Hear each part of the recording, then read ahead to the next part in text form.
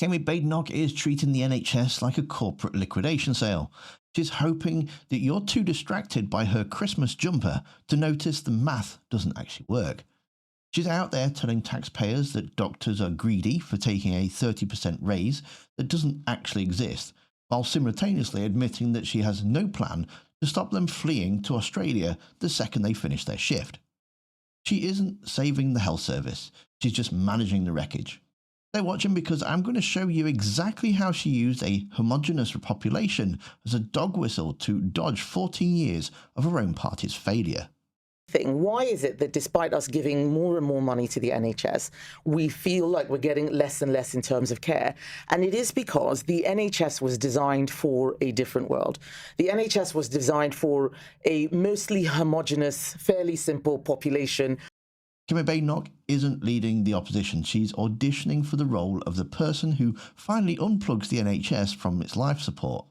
She's sat there in a jolly Christmas jumper telling LBC listeners that doctors are basically greedy children for wanting a pay rise she claims is nearly 30%.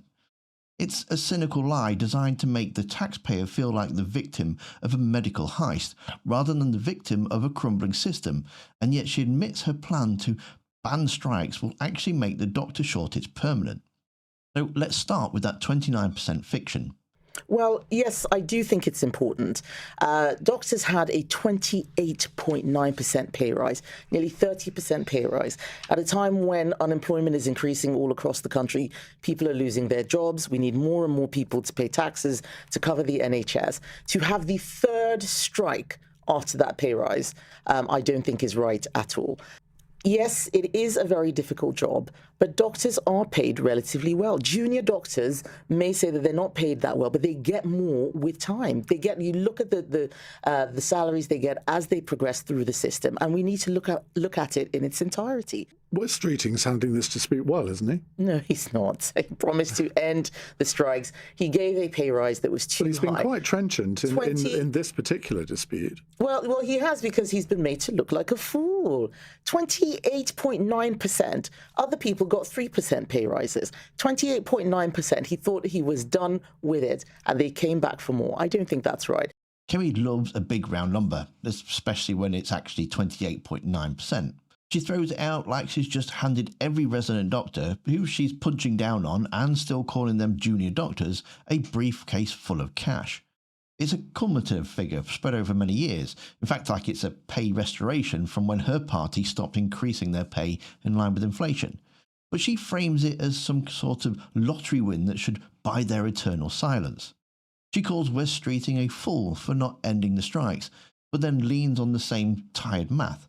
She wants you to think that 3% everyone else got was the benchmark for people who literally hold your life in their hands. But it's not about pay, it's about making the public resent the only people left in the building. Here is the genius of Badenoch's plan: ban doctors from striking because the system can't cope. She says that we spent money on training them, so they essentially belong to the state. Then comes a tangent. Ian Dale asks her about them leaving the country, and she just shrugs and says, well, we can't ban them from leaving. You can't ban them from leaving. We can't ban them from leaving, but at the end of the day, we need to look at what service we have.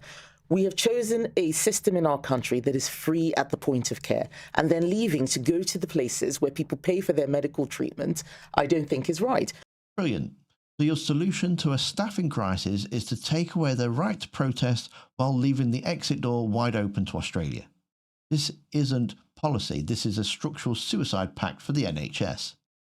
When she finally gets to explain why the NHS is failing, she blames you. She says that the system was built for a homogenous and simple population. We feel like we're getting less and less in terms of care. And it is because the NHS was designed for a different world. The NHS was designed for a mostly homogenous, fairly simple population, most people working and most people actually being young. Post-war, that's what the UK looked like. Now we are an aging society, very, very complex, very diverse, lots of issues that people now go go to the NHS for, which never existed before. You talked about your experience. Probably 40, 50 years ago, it would have been a different story, even in the NHS. If I had been having my first child 30, 40 years ago, I would have died.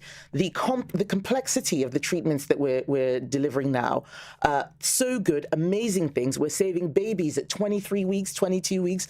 But all of that costs a lot more than what baby deliveries used to be before. Those children would just have died. Apparently, the problem isn't the 14 years of her party's mismanagement. It's that we've all had the audacity to get older and more diverse. She describes herself as the conductor of an orchestra, writing the score as she goes. If that's the case, the strings have clearly snapped and she's trying to blame the audience for sitting in the wrong chairs.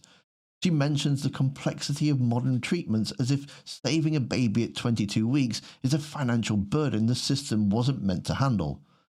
Kemi wants to be the enforcer of the law, not a bystander. But when it comes to the NHS, she's just an arsonist complaining about the cost of the water. She's cynically optimistic about a future where we've deindustrialised our economy and exhausted our medical staff. She talks about common sense, but there's nothing sensible about telling doctors to pull their socks up where their colleagues are boarding flights to Sydney. I mean, banning them from striking is quite... I mean, we obviously know the police can't strike and one or two other sectors.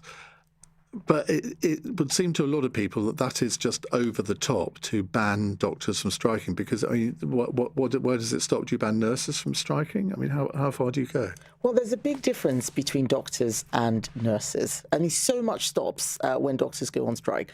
But also, yes, it is a very difficult job, but doctors are paid relatively well. Junior doctors may say that they're not paid that well, but they get more with time. It's all just theatre, and it's performed in a Christmas jumper for a festive audience that's still waiting 36 hours in the A&E. Kemi Badenoch wants you to believe that she's the only one tough enough to lead the country because she's done her homework and she stands for common sense. But it's easy to talk about being an enforcer when you're looking at everybody else's problems from the comfort of a radio studio. The real question is how that toughness holds up when the rules actually apply to her. If she thinks a 5-day doctor strike is utterly dangerous, how does she explain her own reaction for the simple public health measures that we've all lived through? You have to wonder, can someone really claim to be the cynical optimist Britain needs if they're still haunted by a piece of little blue fabric? Which you can see in the video that's on screen now. Thanks for watching. Don't forget to hit that like button, and I'll see you next time.